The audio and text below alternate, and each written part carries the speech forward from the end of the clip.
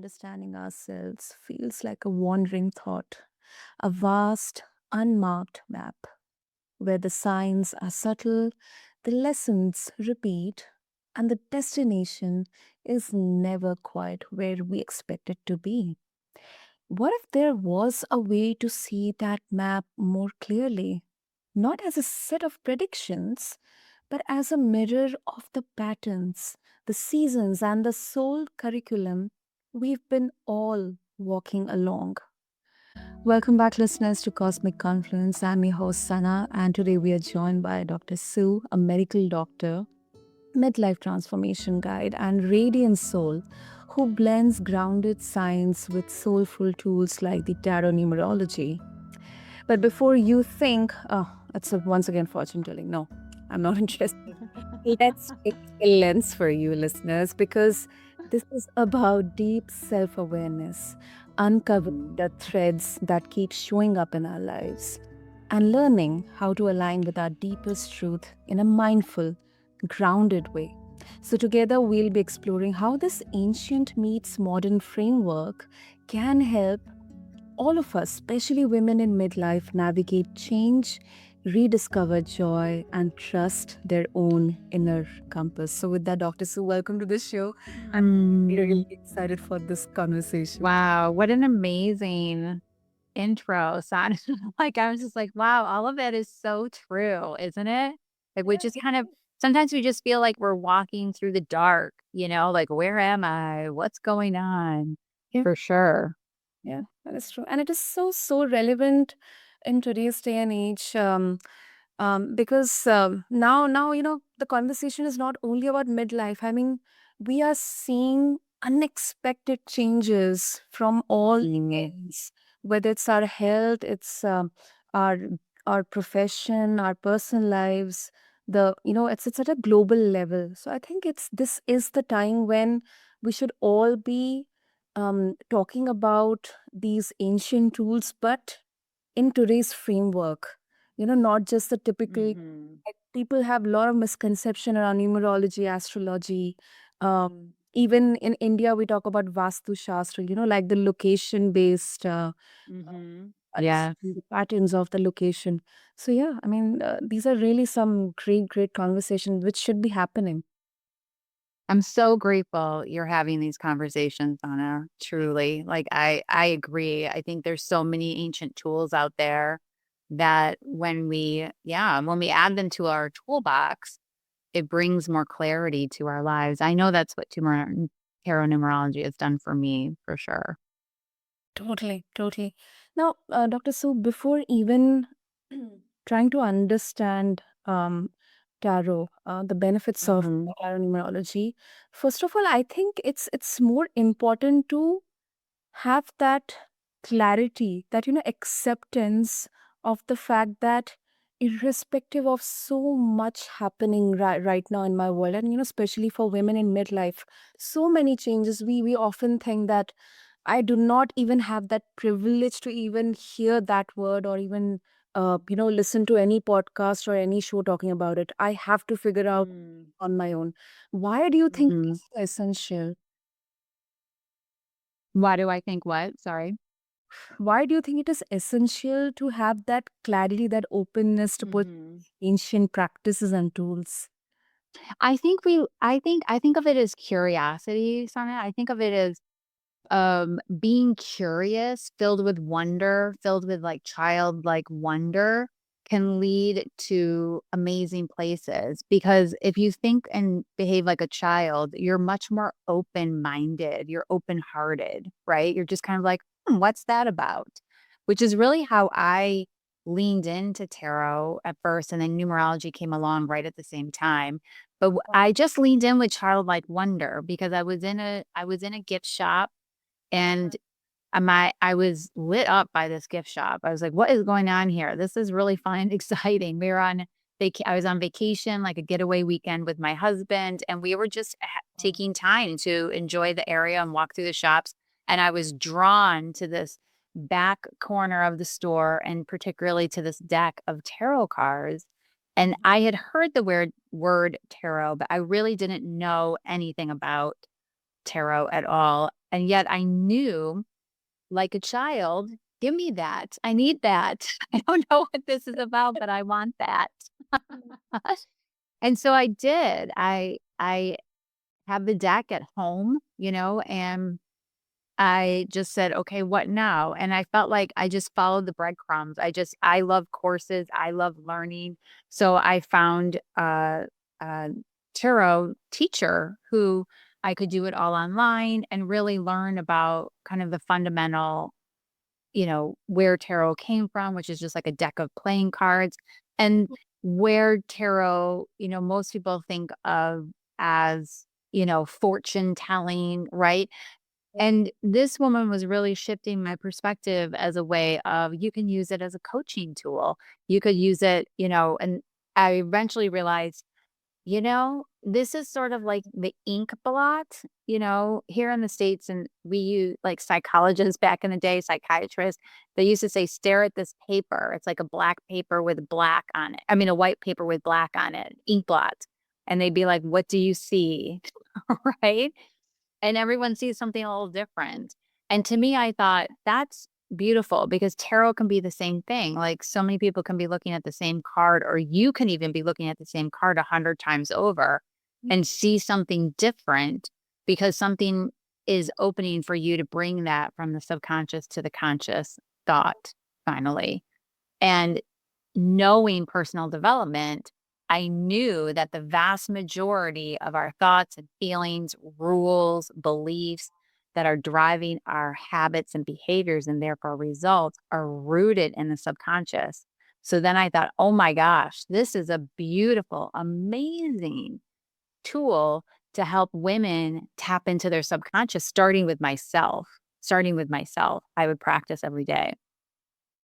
That's beautiful, Dr. Sun. First of all, the origin itself is so endearing. And yes, that childlike curiosity, that gives you such a joy physically, Mhm, mentally, spiritually as well. mhm, And secondly, with the time going by, the years going by, I have really started to respect the universe, because the universe every time, through so many different ways, elements, and through nature or through animals, it gives so many subtle signs out there for all of us. um mhm.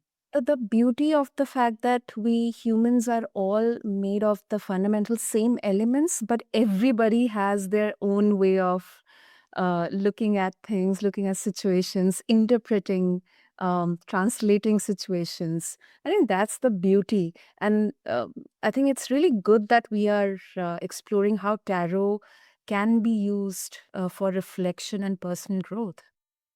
Mm, yes, and I found the same similarity with numerology when I I would see patterns of numbers all the time for decades, and I started reading, about angel numbers, and this is a connection to the divine, and I thought it felt so reassuring. It felt like mothering. It felt like you're not alone. Everything's gonna be okay.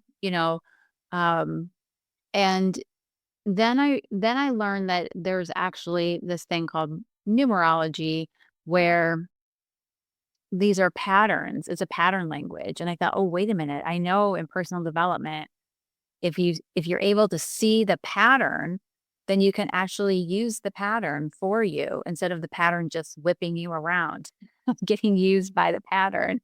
And then you can create new things with that pattern. So once I realized that, I thought, "Oh, I wanna study numerology. I wanna know what these numbers are about. I wanna know the patterns of numbers that are going on right now," because in our calendar system, every day is a number, right? And every day is within a month, within a year, and so that number is changing. And if I can know more about the energy of this number or the kind of fundamental principles or patterns that fall around this number, then I could really get in sync with it rather than just feeling like I'm getting tossed around, if that makes sense. Yeah, definitely, definitely. And then, Dr. Sue, there are a lot of misconceptions, especially when we talk about astrology, numerology, tarot. Mhm. it's kind of a bit, unfortunately, a negative connotation attached to it. And uh, personally, I also used to have. Um, uh, why do you think? I mean, how do you think we should approach tarot and numerology? Because a lot of practices are more towards, fear mongering, or okay, this is something negative is going to happen, so you need to do so and so to prevent that. I mean, what is more of a pragmatic way to approach this? I would look at it really as a tool to use for strategy of better understanding yourself and a situation rather than thinking of it, as I don't believe that things are predetermined. I believe that we're born consciousness with free will. Right? So no set of cards or decks or numbers or astrology or anything is predetermining your destiny, right? Your destiny is determined by your decisions every day, whether you're making those decisions consciously or unconsciously. So my whole point is like use these tools so that you can connect with the subconscious to better make your conscious decisions moving forward. That's how I use it pragmatically. So I read my astrology every morning.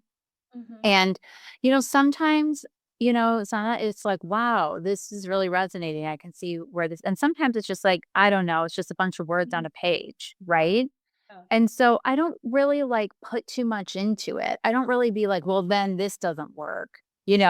It's more like, seeing is something resonating for you today where you can use that for your life, right? So rather than saying it's good, it's bad, it's right or wrong, it's just a neutral tool that you can choose to put in your toolbox for the day, or just say, I'm not going to use that tool today. I don't really need it.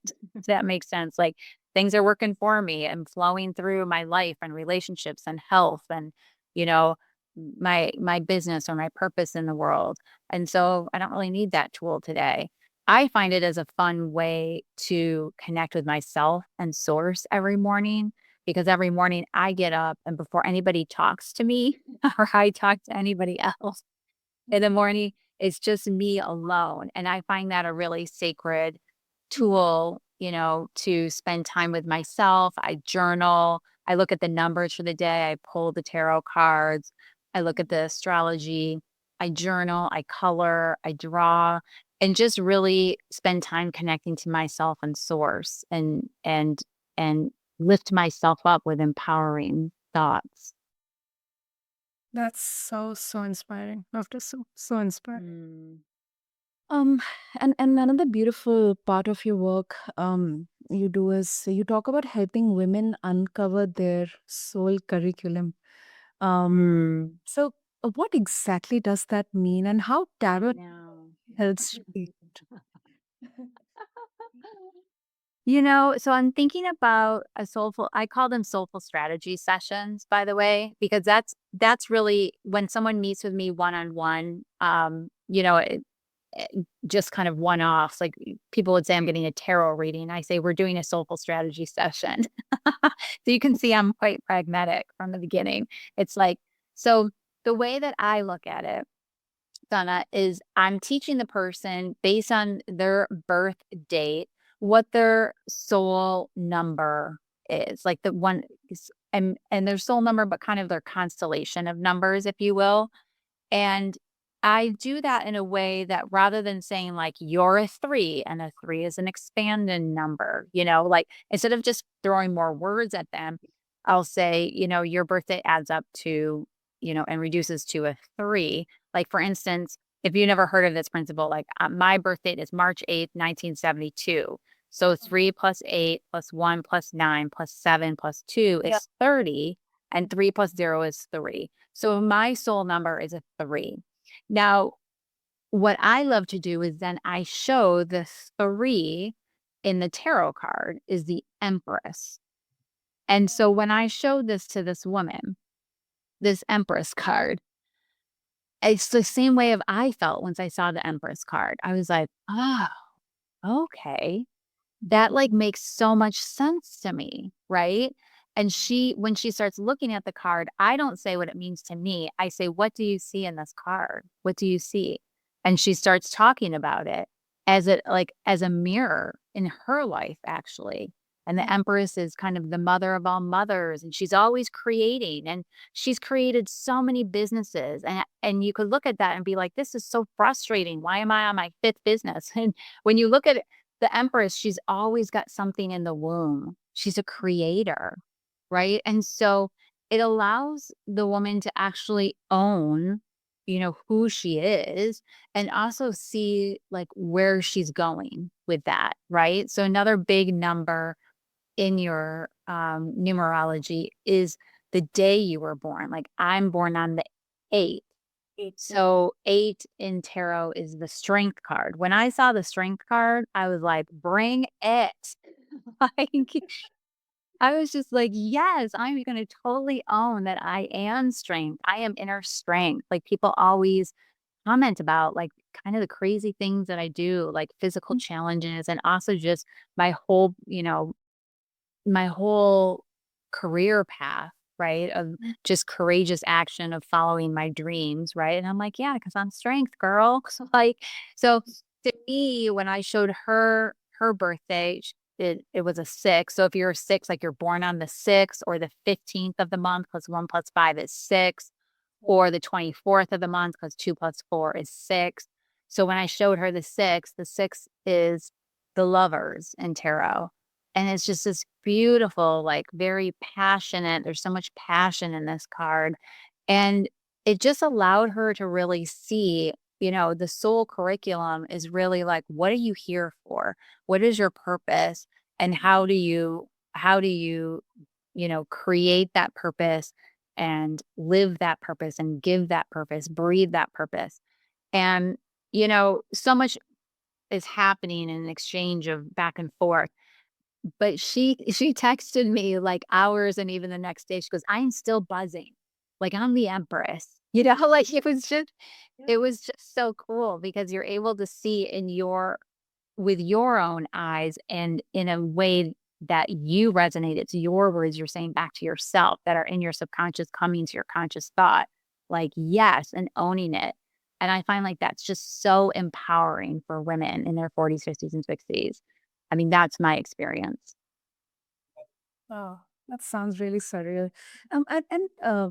Dr. Sue, you mentioned about the first is the all the numbers of the date of birth added, and the Mhm. number that kind of, according to that, it kind of dictates uh, the tarot, the numerology in there. And then there is the sum of the numbers in your birthday, as in the date, not the date, but just the number of the. Yes. So, uh, Uh-huh. is kind of the soul curriculum is like a blend of these two. Yeah, you can think of that. Yes, you can. And there's more, depending on, like, you if you're born a 3, um, you have a constellation in the tarot, a constellation, because in the major arcana, there's the 12th card, which is the Hanged One, and then there's the World card, 21, which adds up to 3 too. So you can kinda look at those, right, and create, but yes, so I look at it more as, like, you're not just one number, but your soul number is the birth date, whatever that reduces to between a 1 and a 9 is your soul number. And then there's the constellation of numbers around that that really help you anchor in not only your gifts, also kind of the shadow, the things you might deny. Like for me, one of my shadows is the 12, the Hanged One, which is about surrender, which is about stillness, which is about slowing down. When I saw that, I was like, wow, that is so spot on. I'm always just wanting to, like, do the next thing, create the next thing, right? And so to me, it allows me to recognize the importance of, like, when in stillness, I can actually shift a perspective. I can see something differently. I can hear God speak or source speak, right? Hmm. So, yeah, there's a constellation. That's fascinating. That's fascinating. Um, and one of your focuses is on spotting repeating patterns. So, Mhm. why do you think, Dr. Su, we often miss these patterns until someone or something points them out? Mm. I think it's so hard to just see our own blind spots, right? So these patterns are patterns of thoughts, patterns of rules, patterns of behaviors. Often, I find that we can most figure them out when we're activated, or what most people will say when I'm triggered. When you're triggered, or what I say is activated, there's something that's not at peace and equanimity within you around that. And you can use that moment to figure out, like, why, what's underneath that. Like a common thing is like someone gets angry, like you get angry. When I get angry, I'm like, anger is either like someone broke a rule of mine, or I just am like so much stacked hurt that I just finally explode like a volcano. Like I've just stuffed it in for so long that finally, the straw that broke the camel's back, and I'm just off the charts. If you're looking at, when you get angry and someone's broken a rule of yours, you can Mhm. ask yourself, what is that rule? Because often we don't even know that these rules that we live by.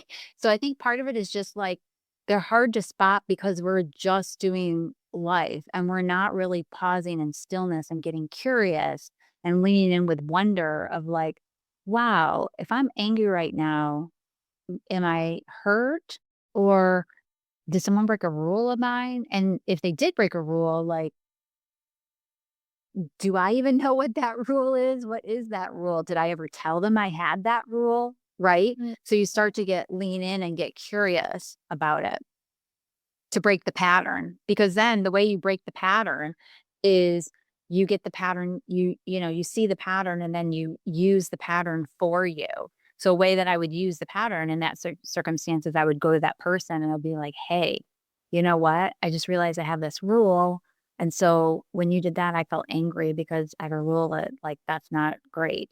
Or you could also just shift the pattern just by having the whole conversation by yourself. You could shift your perspective, like, that person didn't even know my rules, so how can I be mad at them? I didn't even tell them, right?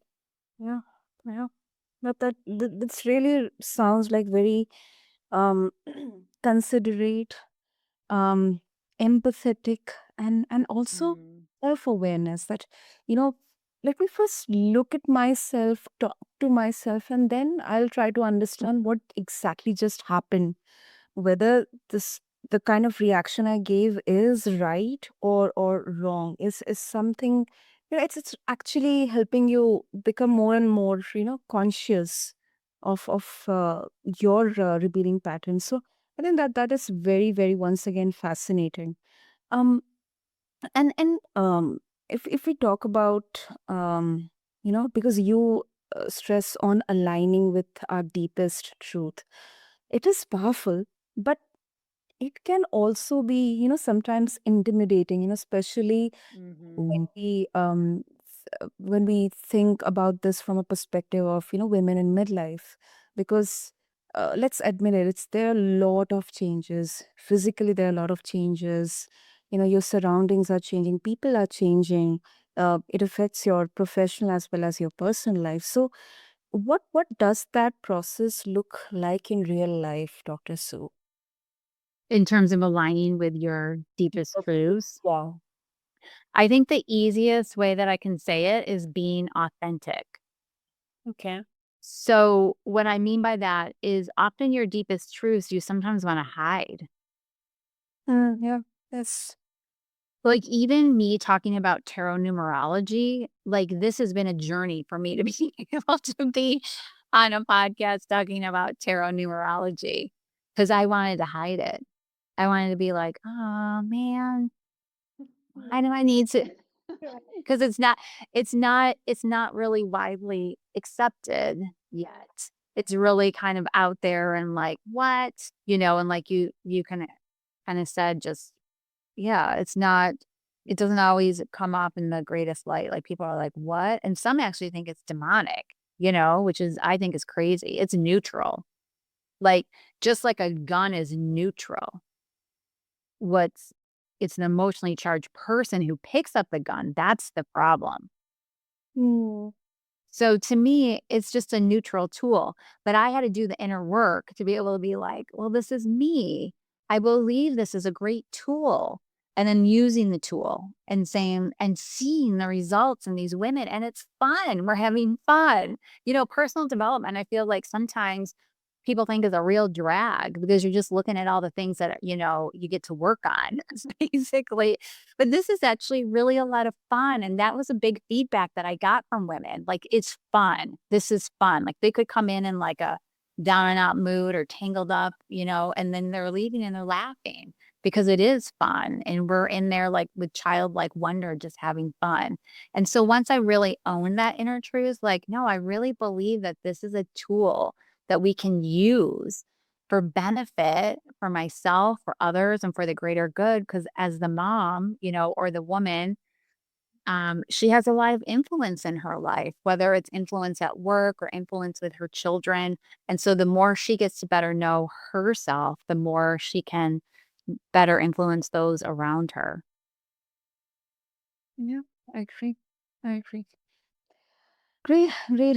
So, Dr. Sue, if our listeners, they would like to seek some guidance to, approach towards tarot and numerology in a mindful way, they would like to connect with you. What would be the best way? The best way is to reach out through my website, drsuemccreadie.com. So that's DrSuemccreadie.com. Super. I'll make sure to mention that in the show notes for our listeners. And Dr. Sue, what I loved about this conversation that it really helps us understand that our lives aren't just like a series of random events. They are part of a bigger story that's been unfolding all along. So thank you Mm. so much. Thank you, Sana. This has been so fun. Thank you so much. And to all the listeners, you know what I believe? Tarot numerology, especially in Dr. Sue's hands, isn't about predicting that story's ending. It's about helping us see the themes, the lessons, and the quiet invitations woven through each chapter. So, whether you are navigating change, questioning your direction, or you're simply curious about the patterns that keep showing up for you, maybe this episode is your reminder that you already hold the pen. Until then, this has been Cosmic Confluence, and please refer to the show notes to connect with Dr. Sue along with this episode. Till next time, this is your host, Sana, signing off. Thank you.